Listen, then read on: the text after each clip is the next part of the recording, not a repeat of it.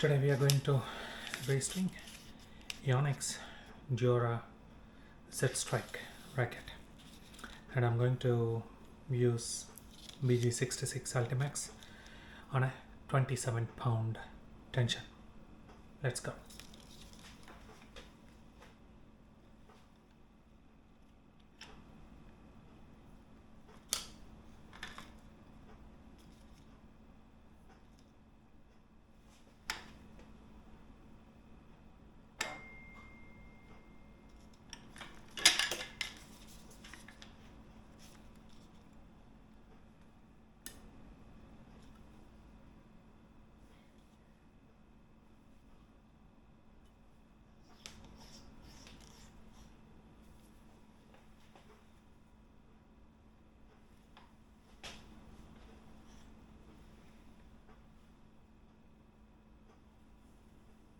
Communication, making sure that people know how much you love them, and certainly the relationship that I have with Frank was like, wow, our relationship clicked because both our passion for the mountains and our passion for being able to do things outdoors, the partnership that we formed was a really fulfilling one.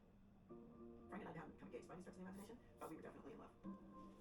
The thing that I cannot understand and that I can't explain that was a gift that was given to me is that the entire time that I was in that hole, I never ever remembered that my boyfriend was with me. I always felt positive that I would be out of that hole to make sure that I could communicate with him how much he meant to me.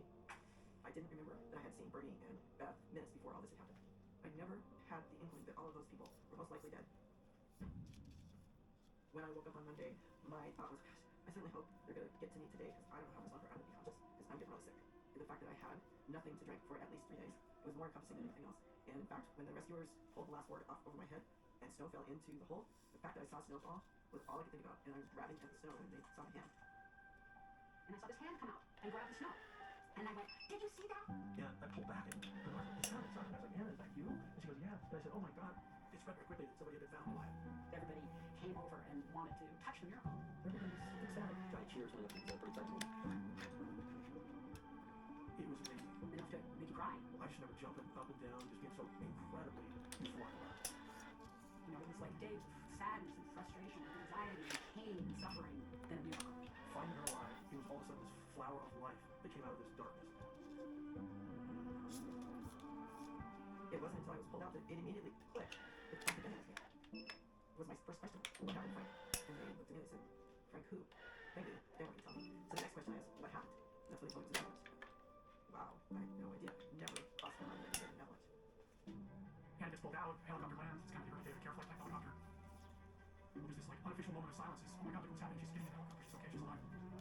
As that helicopter just takes off, there's this unbelievable kind of emotional relief that we felt many times.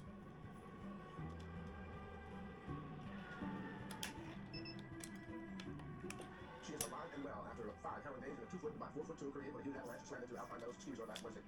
This is the employee's locker room where Anna was found. The dogs alerted her and they had a very strong premonition that she was in there still. Those lockers that came down on her and created that air pocket probably saved her life. The bitch dropped up the lockers. The body completely unconscious. She looked really good and she was really alert. You know, her first word just said, yes, I'm here. Randy, is that you? Here's Bridget right here. Here's her. The first I know was the first flag avalanche find by a dog in North America. Ever. Needless to say, that night Bridget got a steak. I was just astonished when I heard that Hannah was still alive. There was tremendous jubilation. At the same time, I just felt awful and so upset that, I had no choice but to call off the rescue for 2 days. And that she had to go through that experience of being buried there for 2 extra days. I had come out for Beth's funeral, so we headed to the bottom of Alpine Road. I think it was the sheriff for CHP wanted his ID. He says, so, did you hear they found the girl? The Conrad girl. She's alive. She was talking and everything. I didn't understand what he was saying. And they're in this shroud of grief and I just didn't understand what he was saying. I don't do know she was mistaken. Once I get to the hospital, I am really sick at this point in time. And my parents do show up and hugs and kisses and everything. And I just say, Dad, what happened to Frank? They won't tell me. And he told me. He cried, obviously, and he didn't make it. And I just looked at him and I was so sick that I couldn't even cry because I was too sick. I didn't know what to do. At that point, the press is really bothering the hospital. People wanted to come in and they said, okay, we really want to have a press conference. And I was just like, okay, I guess so. Can you tell me what it was like when the avalanche hit, what you were doing? I was walking towards the end of the locker room, and that was all I know. I don't remember any of the questions they asked me, and I don't remember what I responded other than the fact that I could hardly talk, and you could see on the press just barely whisper. Did you ever get out of No. But I needed to do that. I needed to. How do you feel? God, I'm here. God, feel. A lot of people have been pulling for you. Yeah. You'll find it Anna did sort of speak to 180 Bernie's person. But I don't think that was long. As we got to the end and found Bernie, we broke down at that point. It became reality, I think, that we had lost friends. We all looked up to Bernie. We loved Bernie. He was our guy, our fallen leader. And I always thought it was fitting that he was the last one that was found. That's how we would have wanted it. Captain going down with the ship almost. I remember his fist frozen, fighting stance. That was really tough. But at the time I was shut down, I felt no emotion. But later, I felt tremendous emotion. The discovery of the body of Bernie seemingly brought the total kill of that adoration to second. Well, it certainly was a day of mixed emotions in the Sierra. The joy of finding a survivor alive, and the tragedy of finding a victim too late. When it was all over and done, I basically fell apart. And I was, bawling my eyes out. I was touch and go for 2 weeks. This is the first time since her rescue 2 weeks ago we've been able to talk with Anna. While weekly the treatment was to save her feet from frostbite, Anna says she's feeling okay. I'm feeling better. My strength's been up today, but I'm getting stronger today. I can tell that. It makes me feel good. What we told the press was that I was stable, but honestly, I had several times where we weren't sure I was going to make it through the night. My kidneys came close to failure, my liver came close to failure. I stopped breathing at one point. My throat was bad. My toes looked like raisins on my foot. They wouldn't let me watch the news because I was on it every day, because they were very concerned that I might have a mental breakdown, finding out the reality of what had actually happened. Then the memories just kind of hang in there as you go through the summer months, remembering kind of what you saw, and you try to put a little bit to bed, but it's still all kind of there. We didn't have PD, whatever it is, PSD then. At least we didn't recognize that I had now been suffering. I think that there was a lot of people dealing with it. And it affects your home thought. Wife and family. There was some self-medicating that was pretty heavy. It's like at night, most people go to sleep and the pot kind of boils to the surface and it's cold and you're alone. Now comes the memory. When I ruminate about that, I know that I have to turn it off. Your body reacts to it again. And your blood pressure goes up and your breathing goes up and you have negative chemistry going on in your body. I mean, it's just like me. I had the, what do they call it, survivor's remorse or something like that? How come those people 40, 50 feet away got it and I didn't? I have news for a long time, Why wasn't it me? Why wasn't I in the way of that avalanche? How did I deserve to survive it? What weighs on you the most when it comes to 1982? Well, I suppose how other people perceive me and the decisions I made. I think that it did affect Jim a lot more than it affected me in an emotional way. I don't know the words. Remorse, guilt, some personal blame. I don't know. Larry was pretty critical. I'm sure he was questioning my decisions all along the way. Maybe Larry's the guy in my subconscious that haunts me to this day. I was one rung down. So I never had to look at it like I fucked up. There was a lawsuit. 2 men and a daughter that died in the parking lot. Their families sued the Sierra. And of course they suffered a huge loss. They lost their Well, the victims were innocent. They had gone there to have fun. They had gone there for recreational purposes, and it turned out to be deadly. One of the things that I said in my opening statement to the jury, I said Alpine Meadows had a secret. It had a dirty little secret. It had avalanche danger, and it wasn't telling anybody. The thing that made this avalanche so unusual was there were 3 consecutive slide paths that performed as one, and I think the combined mass caused the runout to be much further than it had ever been observed. The plaintiffs were suing Alpine Meadows for negligence. Every avalanche expert in the world was in the trial for either the plaintiff or the defense. Because Bernie had been killed, the responsibility of representing the company was going to fall on myself. Jim testified for forever under grueling questioning, being grilled by some very good lawyers who are basically saying you fucked up. I mean, that's how lawyers operate. I hold the record in Placer County for the longest time spent on the witness stand of any trial ever, and that's still today, 11 days. There was no indication to the people who were in the area, people who had gone out and rented condominiums for the weekend, that there was avalanche danger. There was no gate that was put up to keep people from going into the parking lot. There was no sign saying do not enter. This was an accident waiting to happen. Yeah, in hindsight, we should have closed the parking lot to all access at all. We felt that we were, or at least our hope was, we were keeping up with the storm of the intensive control work we were doing. In hindsight, maybe that was hubris. There were questions, I recall, about the efficacy of the avalanche control, whether even people like Jim Plain felt it was adequate. I think that came down on him pretty hard at trial about abandoning his job. They did get kind of pointed at me, and they were really drilling in on a lot of my decisions. I do believe we did our best. We fought it, and we fought hard, and we still lost. It was a precedented storm. We'd seen storms like that before, but this event was unprecedented, and I think that was really one of the things we tried to convey through our experts to the jury. And at the end of the day, what the jury saw was that my interpretation of it is that we didn't screw up. Jim didn't screw up. Bernie didn't screw up. Paul Blair didn't screw up. Sierra didn't screw up. It's an act of God.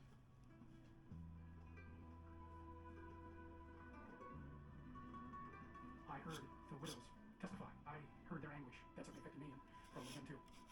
Well, like Jim Plain, he wanted everybody to be able to move on. He's probably continuing to ask himself every day if he could have done more.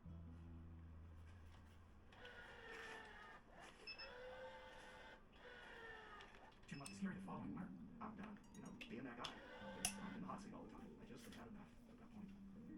After quitting doing that and going into this sort of more regular working world and becoming just a construction guy, I had a hard time there for a while. His way to do it, I think, things get tough. He'll be quiet, he'll get quiet, and I'll try to get a hold of him. I'm sure he's off somewhere finding something out by himself. And that's how he deals with it. At the end of the day, Jim developed a state-of-the-art avalanche program, pretty much on his own, and it is still, to this day, 30-something years later, the core of the Alpine Meadows avalanche control plan. And I don't think I've ever actually spoken to Jim about this thing. I think Jim was keeping all appropriate records, was doing all appropriate tasks, but something happened that was beyond our experience. responsible? Yeah, in some ways, certainly responsible for elements of it. But I also realized that that was a battle that, at least leading up to the avalanche, that we just weren't going to win. You know, and then we had to just keep going and hope that we might win something out of it. And indeed, in the end, we did. Anna said the worst moment was when she learned she would lose her right leg. It was very hard at first, she said, but decided there was no use being depressed. She was going to have to live with it. She might as well accept it. She decided not to let it be a handicap. Well, that's a fantastic miracle. I can't believe that I made it. I couldn't miracles occurred not once to save me. It's just so overwhelming. Applications happened in May. At college graduation from Miss Davis on June 16th. And I want to go to my graduation.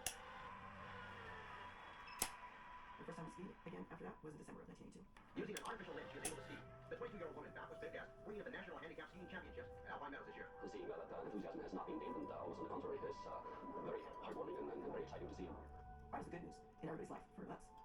I'll be forever thankful for Anna Conrad's resiliency in surviving that ordeal. Moving forward in my life, in any tough situations, that resiliency was a role model for me. Just fucking People always ask, why did you think you survived? That is really negative to me. I lost my boyfriend and friends. They were killed for obviously no reason other than they were in the wrong place at the wrong time. I guess I've subsequently learned that anything in life has two sides to it. You know, there's joy and tragedy, and there's hope in dark situations. There's one thing I think probably most of the people out there are really curious about. They're really for you and praying for you. What's sustained you throughout those 5 days? It's a good question. I keep thinking about life. Just how little I live.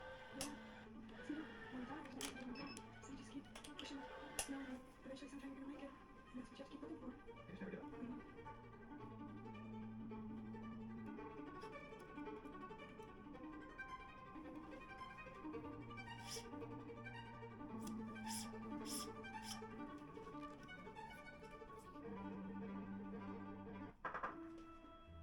Am I under arrest? Or can I go get something to eat? You're rich. Kill someone and get away with it, Rich. We are the perfect family. We've all been under a considerable amount of stress because of the accident. Shock and Mary, very upset. I would have thought our family's contribution to the Nantucket Fund were for us a little more discretion. Somebody died. And somebody's guilty. Do you think that it requires kind of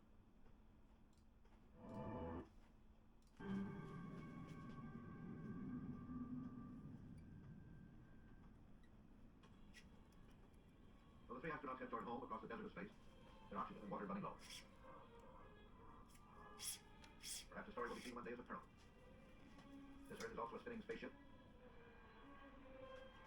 All of us are astronauts, and our oxygen and water are also diminishing. But we have no place to go. Is it snowing in there yet? Is it, what? Oh, it's snowing. Now, you're on that bike. You'll have to climb on the beach in Aurora after this break. Yeah, that sounds great. We're really worried about the crew condition here. Fredo Finley had developed a high body temperature of 104 degrees, severely dehydrated, bad urinary infection. We realized how desperate it was on board the spacecraft. And for weather tomorrow is looking better all the time. Hang in there, won't be long now. Less than 14 hours away from its scheduled return, the astronauts must feel that each hour is made up of more than 60 minutes. We think we've got all the little surprises lined up. I hope so, because tomorrow's examination time.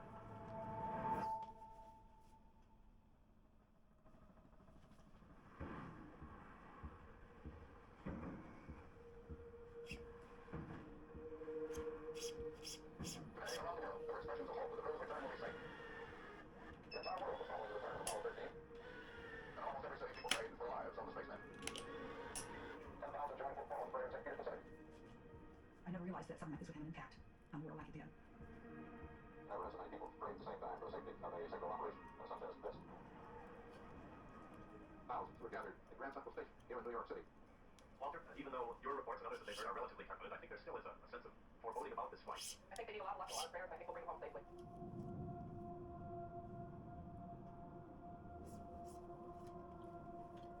I'm going out the window and get ready to put all this like a high-speed freight train. This fall down had to happen by the clock. There was no backup. We were coming home. It's a cruel paradox. The nearer they come to the safety of the Earth, the nearer to comes the moment. That's the greatest danger. The re-entry sequence is a very tricky maneuver, quite different from the normal return to Earth. We have the lunar module, that's our lifeboat. We have a dead service module where the explosion occurred. We have a command module, which is our re-entry vehicle with limited power. So we have to separate all these pieces so we can bring this crew back through the atmosphere. For the first time since the accident, the command module will operate on its own. The command module is heat shielded to absorb 5,000 degrees heat immediately. But first of all, the crew had to power up the command module. We powered it down, not necessarily gracefully. We tried to do it fairly quickly, and then it spent 4 days in near freezer-like conditions. There's a lot of unknowns about how it's going to behave. Don't brace yourself. Okay, let me take it from the top. We're starting off with a timeline. After my day says we're going through a long checklist of mission control. Lessons you are ultimate happening inside the command module happening going away, so this is critical now. Where is he then? Alright. You're going straight to fire the command module. Check the command module now. Okay, Jen.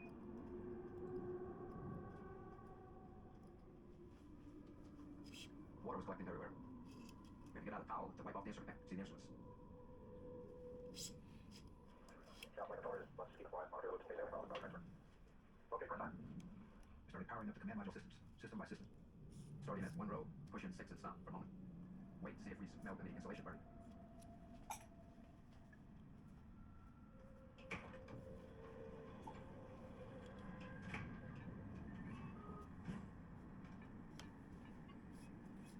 Yeah, let's get light. Here's the fire about it. Call you. I see you now. Okay, Richard, you're looking for that ground. Action. Yes, sir. You're done. Crash. I will be watching. We do. Get anything good. They're going to be preparing to jettison the service line. We're interested in taking some pictures of it as we possibly can. You can jettison the service line when you're ready. Okay, Duncan. Okay, I got it, Roger. And if all fire six system. All fire fire. All probably base to the engine. So that's. And another. We're sitting right under the heat shield. So when they loaded, I was saying pull the side of the vehicle. Watch what else they did. What pressure heat shield? The heat shield directly was linked to the service module. All panels of that service module were blown out. What condition is the heat shield in? Their lives depend on the heat shield. We're standing by now for reports of jettison of another module. This is time to get out and elect them. Everybody stand by for a final check. Yes, sir. Let's not get say goodbye, isn't it? Okay, Mark is it.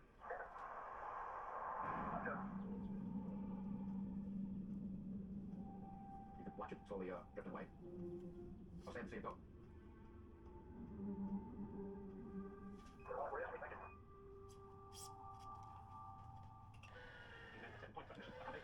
You can't take the time enough. Now they come down to this re-entry back into the atmosphere. I'm going to take a cool, schematic look at the kind of danger they're facing. The spacecraft gets to 400,000 feet, and then plows into the atmosphere. 18 seconds after they arrive, they're out of communication because the atmosphere cuts out radio waves. And only at 3 minutes and 36 seconds do they come out of that communications blackout. So up until 3 minutes and 36 seconds, we won't know whether the heat shield has worked, whether they're still alive, whether the stress has been too much for the command module.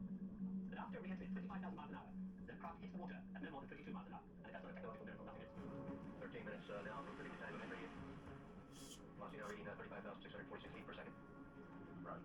Flight director Gene Grant is now going around the room, posting this flight control team as to status. All flight controllers, I'm coming around the horn. Go, go. Retro, go, fly, final, go. Guides, go. Control, go. Elliot, go. Surgeon, go. Inco, go, fly. AFD, go. Okay. Odyssey, Houston, over. Okay, I'll let in a minute or a minute and a half. And 1 hour.